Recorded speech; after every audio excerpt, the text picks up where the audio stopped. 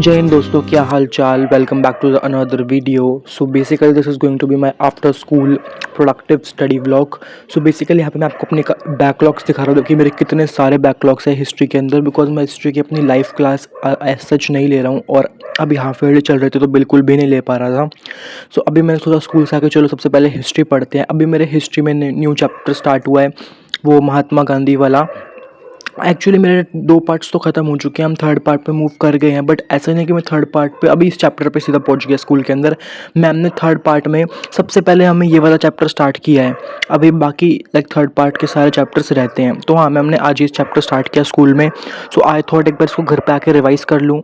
तो फिर मैंने अपने बैच से ही जो लास्ट ईयर की प्रीमियम रिकॉर्डिंग्स होती हैं वो लगा ली, ताकि समझने के लिए, ताकि मैं थोड़ा बहुत समझ लूँ एंड इंपॉर्टेंट चीज़ों को अंडरलाइन कर लूँ। बिकॉज वैसे तो हिस्ट्री वगैरह में रीडिंग से समझ आ जाती है, बट कुछ कुछ ऐसे कॉम्प्लेक्स टॉपिक्स होते हैं या फिर कुछ ऐसे वर्ड्स होते हैं हिस्ट्री के अंदर, खासकर एनसीईआरटी के अंदर ऐसे फ्रेजेस होते हैं जो एनसीईआरटी वाले बहुत घुमा फिरा के लिखते हैं, तो वो समझ नहीं आता है रीडिंग से भी।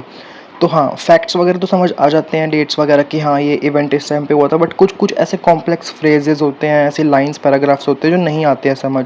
तो उनके लिए बहुत ज़रूरी होता है कि आप कहीं से समझ लो इसको। एंड अभी मेरे मिड टर्म्स एग्ज़ाम जैसे कि काफ़ी टाइम पहले ख़त्म हो चुके हैं, काफ़ी दिन हो चुके हैं। तो इफ़ यू वांट तो मैं अपनी मिस्टेक्स बता सकता हूँ, मैं एक वीडियो बना सकता हूँ जिसमें मैं अपनी मिस्टेक्स बताऊँगा कि मैंने अपनी क्या मिस्टेक्स किया, बिकॉज मैंने बहुत मिस्टेक्स की अपने मिड टर्म एग्ज़ाम में। तो उस पर एक अगर वीडियो चाहिए तो मुझे कमेंट में ज़रूर लिख देना, ज़रूर कमेंट कर देना, मैं ज़रूर बना दूँगा।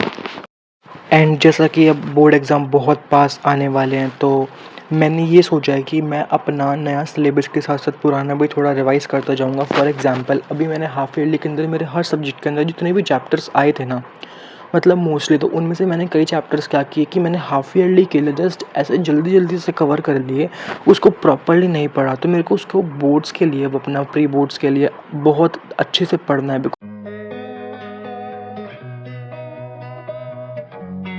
So here I was done with history. तब मैंने हिस्ट्री का पूरा लेक्चर ख़त्म कर दिया है।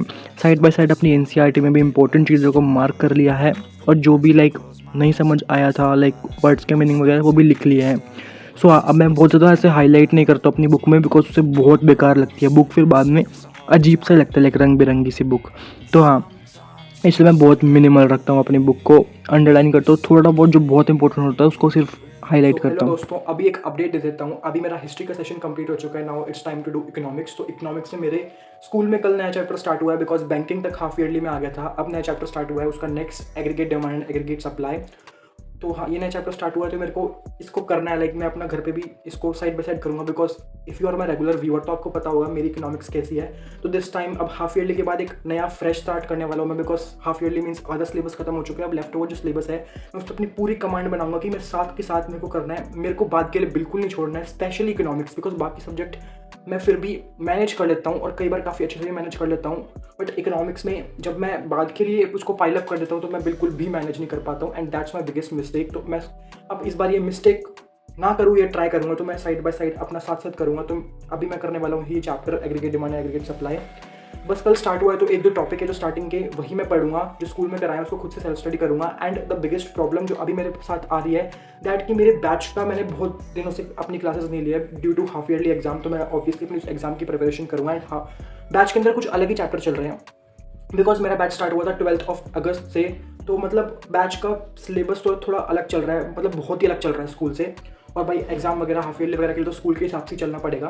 तो इसलिए मैं सोच रहा हूँ कि मेरे बैच में कल बैंकिंग तक खत्म हो गया था। अब मैं आज से अपना प्रॉपर क्लासेस वगैरह लेना स्टार्ट करूँगा। मेरा बैंकिंग तक खत्म हो गया था। अब मेरे बैच में जो स्टार्ट होगा, जो मैंने अभी देखा है जस्ट लेक्चर खोल के, कि गवर्नमेंट बजट स्टार्ट होगा। अब भाई मेरे को नहीं पता, बैंकिंग के बाद तुम भी सीधा एग्रीगेट डिमांड और एग्रीगेट सप्लाई स्टार्ट करो ना। गवर्नमेंट बजट क्यों स्टार्ट कर रहे हैं मेरे को खुद नहीं पता, बिकॉज मैंने क्लासेस नहीं ली हैं। अगर ऐसा हो जाता तो मेरा बहुत ज़्यादा बेनिफिट होता है। स्कूल और ऑनलाइन बैच में सेम चैप्टर चल रहा है, बट आई डोंट नो क्यों वो गवर्नमेंट बजट स्टार्ट कर रहे हैं। बट एनीवेज, मैं दोनों चीज़ों को साइड बाय साइड मेंटेन करूँगा, साइमल्टेनियसली अपना पढ़ूंगा। बिकॉज समटाइम्स आई थिंक, कई बार मैं सोचता हूँ कि भाई मेरे से एक सब्जेक्ट का एक चैप्टर एक दिन में हो जाए वही बहुत है, कहाँ मैं दो करूँगा, बट मुझे करना पड़ेगा। मैं जिस दिन मेरी क्लास होगी तो मैं उस दिन अपनी लाइव क्लास भी अटेंड करूँगा, और जो स्कूल में पढ़ाया जा रहा है उसको भी मैं घर पे आके रिवाइज करूँगा। अब मैंने इतना बोल तो दिया है, करना डिफिकल्ट है बट मैं करूँगा। सो हाँ, अभी मैं स्टार्ट करता हूँ अपना रिवाइज करना जो स्कूल में पढ़ाया था आज इकोनॉमिक्स में। तो हाँ, स्टार्ट करते हैं। तो मैंने बोल तो दिया था बट उसके बाद बहुत लेट हो गया था, लाइक मैं खाना वगैरह खाने चला गया, फिर थोड़ा बहुत मैं फ़ोन वगैरह चलाया तो 10 बज गए थे यहाँ पे। और फिर अब मैं स्टार्ट करने वाला हूँ बेसिकली अपनी इकोनॉमिक्स।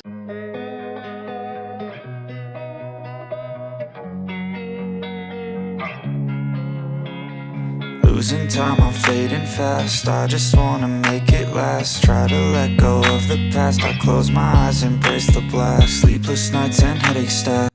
एंड उसके बाद पहले मैं सोच रहा था कि मैं कुछ यूट्यूब से लेक्चर वगैरह देख लूँ, बट नहीं भाई, 24 घंटे यूट्यूब से नहीं पढ़ना होता है, इस बात को समझ ले देन। फिर मैंने ये सोचा और मैंने निकाली अपनी नोटबुक जहाँ पे मैंने स्कूल में चैप्टर पढ़ाया था। तो मैंने, जो सर जब पढ़ाते हैं तो साइड बाई साइड जो मैं रफ नोट्स बना लेता हूँ अपने, तो उन नोट्स से मैंने पढ़ना स्टार्ट किया साइड बाई साइड। अपनी टी.आर. जैन की बुक तो है ही, बिकॉज बुक बहुत इंपॉर्टेंट होती है, बुक पढ़ना बहुत ज़रूरी होता है, बिकॉज वहाँ से आपको प्रॉपर क्लैरिटी होती है कि आपको एग्जाम में आंसर राइटिंग किस तरीके से करके आनी होती है। बिकॉज नोटबुक में जो आप रफ नोट्स बनाते हो वो तो आपके लिए रिविजन के लिए होते हैं मोस्टली इकोनॉमिक्स के अंदर, बट बुक से आपको समझ आता है कि आपको डायग्राम्स और फ्लो चार्ट्स आपको एक्सप्लेन किस टाइप से करना है।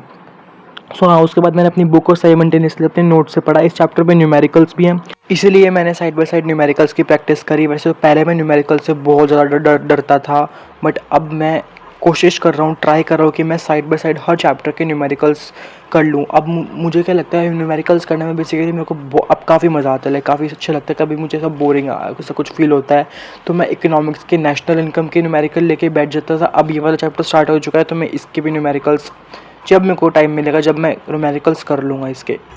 सो हाँ, यहाँ पे करते करते 11 बज गए थे और भाई मेरे को बहुत फ्रस्ट्रेशन होता है बिकॉज मेरे एक बार में न्यूमेरिकल कभी ठीक नहीं जाते हैं। तो हाँ, ये करते करते मेरे को इतना टाइम हो गया था। उसके बाद मुझे आगे की टू डू लिस्ट करने का इतना मन नहीं किया बिकॉज बहुत नींद आ रही थी, कल स्कूल भी जाना है। तो बाकी आज का दिन काफ़ी प्रोडक्टिव रहा। मैंने अपने 2 सेशंस किए, 2 सब्जेक्ट किए और वो बहुत प्रोडक्टिव रहा, मेरे को बहुत अच्छे से समझ आया।